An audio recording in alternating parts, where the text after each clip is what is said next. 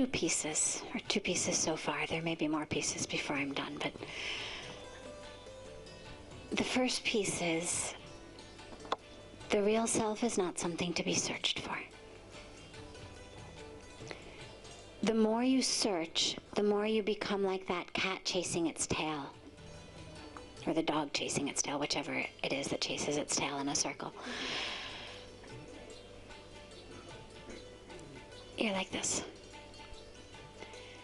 Because that which searches is the mind. The mind only understands distinctions. I can only search for something I don't already have. I mean, we all know the joke of, you know, it's happened to most of us probably, having our glasses on our head and we're searching around for where are my glasses. Well, it's funny and it's a joke because I already had it. If you could legitimately search for something you already had, it wouldn't be a joke. And so the mind only understands distinctions. The minute you embark on a search for something, you're separate from it. You don't have it. And then the mind does what the mind knows how to do. And it's not the mind's fault. The mind is not bad. We're taught so frequently in the spiritual practice, you know, as though the mind were our worst enemy. It's not. The mind is only a vehicle.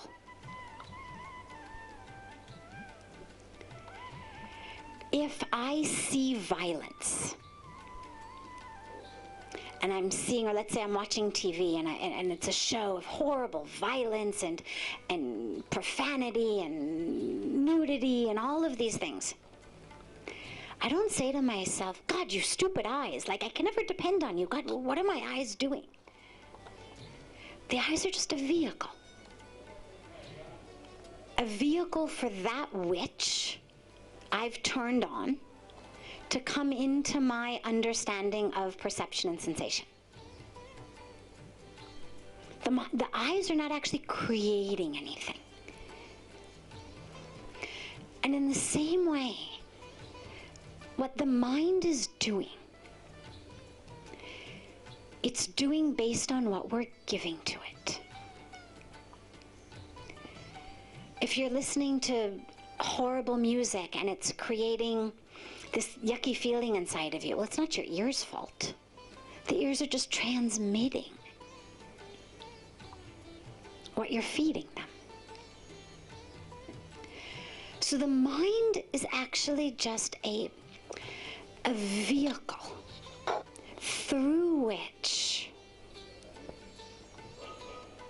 you could say, consciousness or perception, or I don't want to get too semantic right now, but through which we have the experience.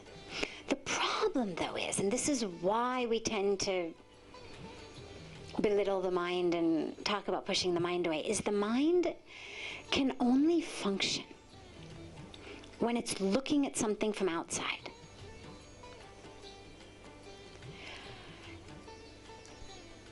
And this is why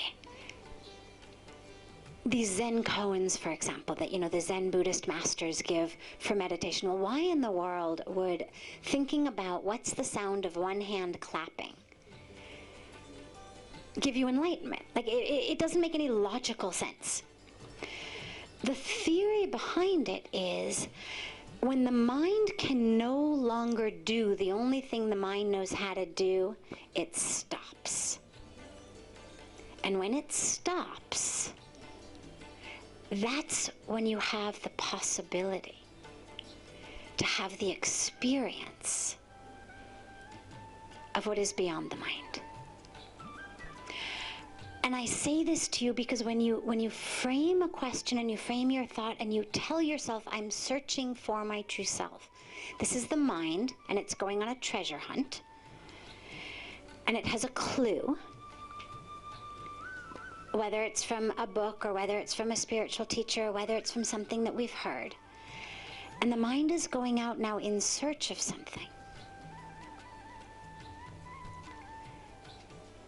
And the problem with that is that your true self is already with you. But in order for the mind to search for it, you have to separate from it. So the first piece is stop thinking you're searching for anything and start thinking in terms of uncovering, allowing,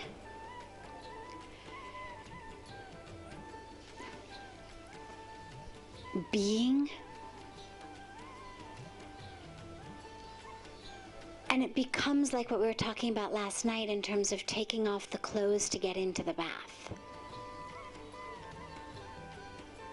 That experience in the bath is, we'll call it, for this analogy, the experience of being with the true self. It's not that you have to go out in search of relaxation in a bathtub. But with all of the clothes on, you can't experience it. And so when the mind is doing its thing, and naming and categorizing and analyzing and judging and framing from a distance, it's the equivalent of having the clothes on.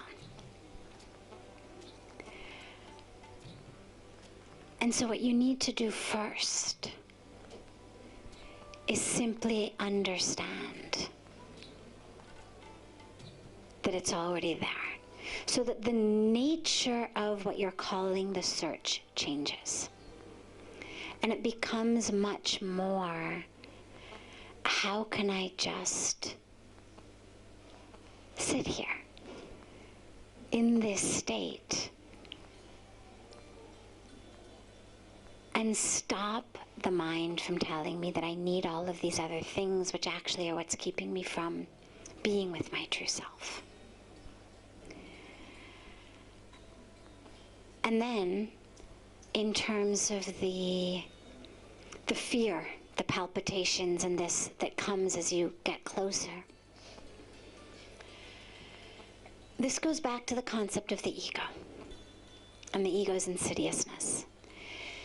It doesn't want to not play the leading role in the drama of your life.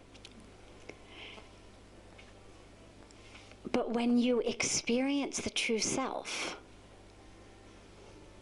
there's no role left for the ego. The ego feeds itself on insecurity, on lack, on scarcity, on the fact that you need to do, achieve, attain, become. And then the ego sets out how we're going to do these things, and it compares us to others. How do we compare ourselves with those who are also doing and achieving and attaining and becoming? And compared to some, we're better, some we're worse, but there's always a place to go. And so as you start to get close, that fear is the ego's fear of death.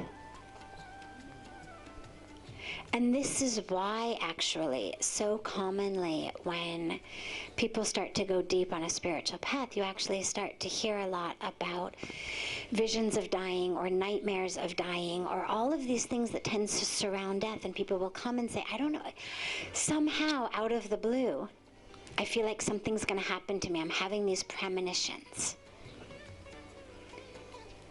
And it's not actually death of the body. The body is still healthy and fine, but there's something inside that knows it's dying, and it's coming out through the subconscious in this fear and this grasping. And however old we are, whether it's 5 or 15 or 50 or 85, our entire identity has been based on the ego. And so although it sounds really pretty to slip into this bath,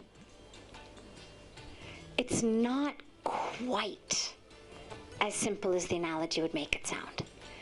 Because how we identify as ourselves is so wrapped up with the ego that when we start to separate from the ego, it actually starts to feel like we're pulling some of ourselves. And that's where the fear comes. And lastly, that's where the role of faith is. That, okay, I don't know who I'm going to be. or who I am if I'm not a victim of this, the doer of that, this role, this identity, that identity, the one who was abused, the one who was betrayed, the one who was always successful, the ugliest one, the most beautiful one, whatever. I don't know who I'm going to be when I'm not that. And that's the ego's fear. But if you can just have faith that who you are is so much more beautiful and so much more perfect and so whole and so complete, that it's a safe place to go, that you're not going to disintegrate.